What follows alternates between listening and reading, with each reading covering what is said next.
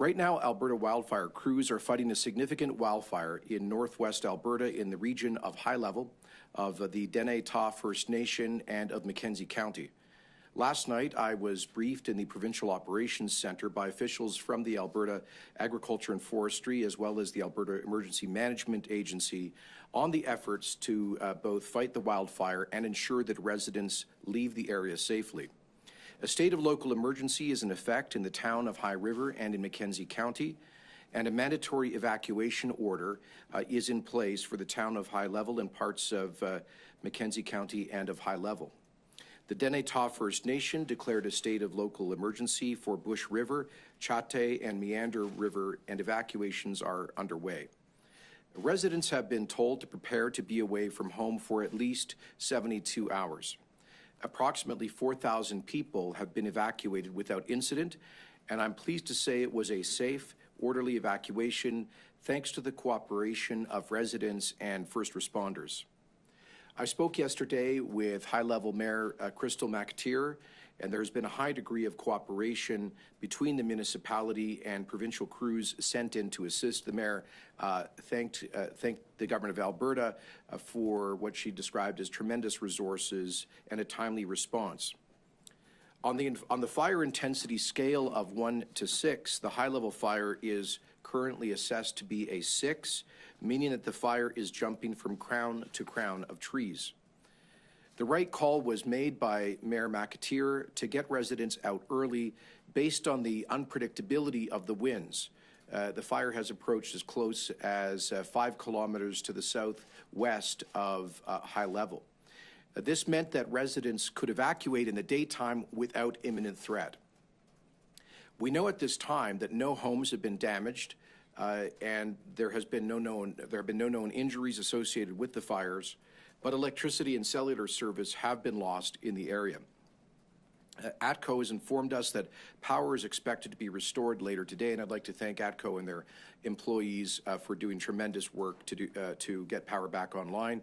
We understand that power losses have also affected the communities of Fort Vermilion and Lacrete. For those residents who have had to leave their homes, we ask that you please register at reception centres, even if you aren't staying there and are choosing to stay with friends or family or are camping. We want to be able to communicate directly with you through the Alberta Emergency Management Association and through the town of High Level. Centres are open at the Slave Lake Legacy Centre and at the High Prairie Sports Palace, and additional reception centres are being set up in Peace River and in Grand Prairie. I understand that as of last night, we had some roughly 400 people, 540 people registered in Slave Lake.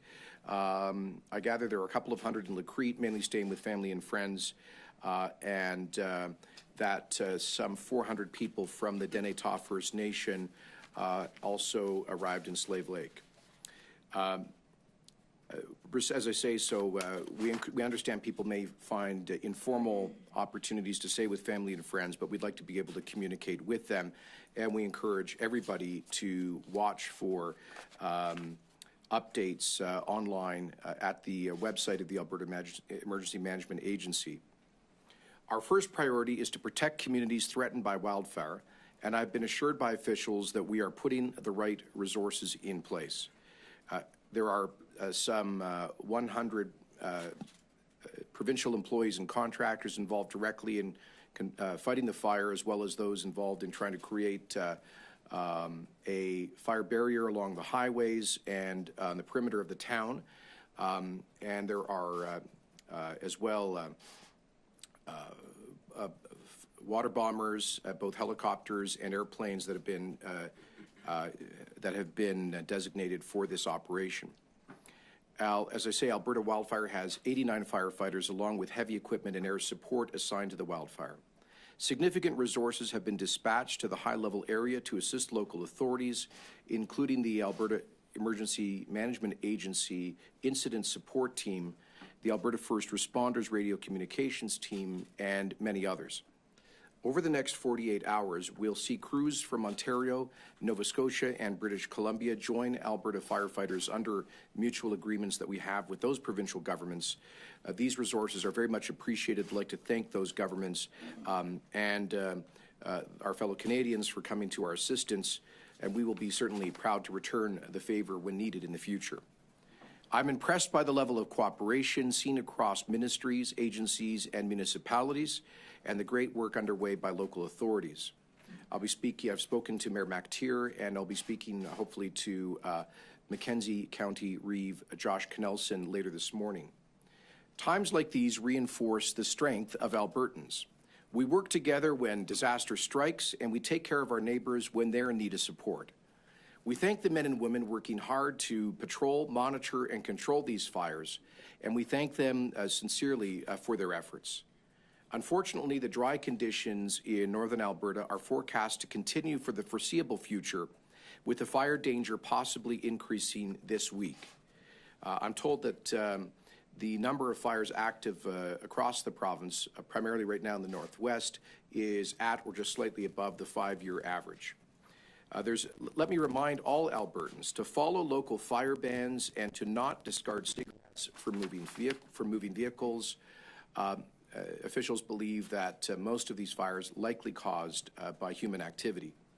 Wildfire season is a long and tough battle every year, and we need to be prepared for the long haul this summer. So I'm incredibly proud of the efforts of Alberta's wildfire firefighters and first responders. I want to assure them and the residents who have had to flee their homes that the government of Alberta has their back. I'm hoping to visit High Level later today, should conditions permit, to be able to see firsthand the conditions in the area and to meet with local officials, both municipal and provincial, who are engaged in this fight to ensure that they're getting all of the resources and support that they need. And with that, the two ministers and I have to go and get sworn in, so we're going to leave you in the capable hands of officials to take any technical questions that you have. Thank you very much. All right, we'll open up questions. We've seen a lot of evacuations so far, and Premier Kenney just encouraged people to make sure that they register. Can you talk a little bit about how many people we've seen so far? I know he had some numbers, but Yeah, right. So, so of the 4,000 people that have evacuated from High Level in the Denetaw First Nation, the numbers that have registered at registration centres are 542 in Slave Lake, 1 in High Prairie, 3 in Grand Prairie, and about 100 in Lacrete. Now, what usually happens is only about 15% of evacuees will register and request emergency supports. Many will go to stay with family, friends, or go to a major urban center and will wait there for 72, 96 hours. However, if they're out for an extended period, so let's say longer than 96 hours, 4 or 5 days, we would ask them to register at the registration centres and make themselves known so we can track them and try and get them whatever supports we're going to provide. how bad is it looking right now? I know we got a lot of briefings from you during Fort McMurray, right? Some, yeah. So how bad are things looking right now comparatively over what we saw in Fort McMurray or what we've seen in previous years? Well, I'll just give it, so the fire hazard is increasing in the north, and you'll see that there's a number of out-of-control wildfires. That is not unusual for Alberta, but the weather is going to stay in the north, hot, dry, and windy, and so that means the threat is going to increase. And I guess maybe I'll turn it over to Bruce to give some more details on the actual fire weather threat. Thank you. And a bit of a difference between Fort McMurray and the high-level fire itself. Fort McMurray had west winds that actually blew the fire into the community itself. Currently, we have southeast winds, have had for the last week or so. So the fire, excuse me, is actually burning on the southwest side of high level, headed northwest. And forecast for the next few days is the strong gusty winds will be from the southeast to east and northeast, which are all favorable from a high level perspective. Okay. You said 1 to 6, this is a level 6. Does it actually get worse than that? No, no, it does not. It at level 6, level 5, and level 6 from a rank perspective, it indicates how active the fire is, and essentially it becomes something that you can't put manpower on directly on the edges. So we have to use indirect attacks, so air tankers along the flanks, any actual ignition where we're going to try and stop the fire. We put that along the flanks as well. We will not put any people in front of the head. It's just too dangerous from a safety perspective. Are there any other communities, the 4,000 so far, any other communities in line here that people should be preparing? No, nothing at this point. Long distance away, another hours, Rainbow Lake, it's not a big issue. Where the challenges are right now is Highway 35 into High Level and Highway 58 to the west. There's a couple of power lines that run along there, and so we're focusing all our efforts along the southeast perimeter of the fire itself, which follows along Highway 35 up to the southwest side of the town of High Level itself. Any road closures up there? Highway 35 and Highway 58 have been closed, and Alberta Transportation is rerouting people through alternate accesses. Any industrial facilities in that? There's Norbord has a oriented strand board plant to the southwest of High Level. We've been working with them over the last week to ensure that they've got proper sprinkler protection, cleaning up the site to withstand the fire. Fire is still to the southwest of the plant. Tolko has a sawmill right on the south side of High Level, and they are working on putting sprinkler protection in as well. The municipality is working hard with our staff and contractors to put sprinkler protection all along the south side of High Level and along the southwest corner to ensure that that area is protected should we have a wind shift. How do we know everybody got out? Are there door-to-door people going through to make sure? Yeah. So that's exactly what happens. The RCMP, assisted by other first responders, will go door to door, knock on the door, and make sure that people have evacuated. There are still some people that have stayed behind, clearly first response and emergency management assets. Also there are a couple of select stores that have been left open, like grocery stores, so that first responders can get food and stuff. And then a team from Alberta Health Services to make sure that first responders have medical coverage. So there are still some people in the town, and the RCMP will make sure they go door to door and make sure everybody that's supposed to be cleared out has cleared out. Grocery store, the grocery store employees still working there, or is it? Yeah, they'll probably have some essential service employees that have been given permission to stay behind, and there will be a contingency plan created to make sure that they can evacuate if the fire becomes a real issue. Is there a senior center or hospital, any patients that have to be moved like that? In the hospital, patients were all moved out yesterday. Yep. How many? I don't. So I was tracking 20 patients that were moved to other facilities. How worried are you about this fire? Always worried about fire from my perspective. We've got a few burning within the province itself. This one, because it is so close to the town of High Level, we have to make sure that we've got all the resources we need to keep it away from High Level.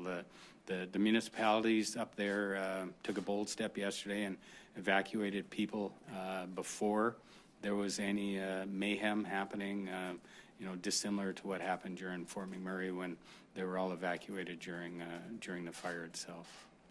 There's been a lot of money spent in the province on Fire Smart programming. Has some of that been done up there to try and mitigate the risk? Yeah, there has been, from a provincial perspective, we spend about $15 million a year up in that area. I don't have an exact number, but there has been work done around the town of High Level. There's been some work done around Boucher Reserve, the Deneta, and some of the other communities in and around there. I have another question. Oh my God, it's left me.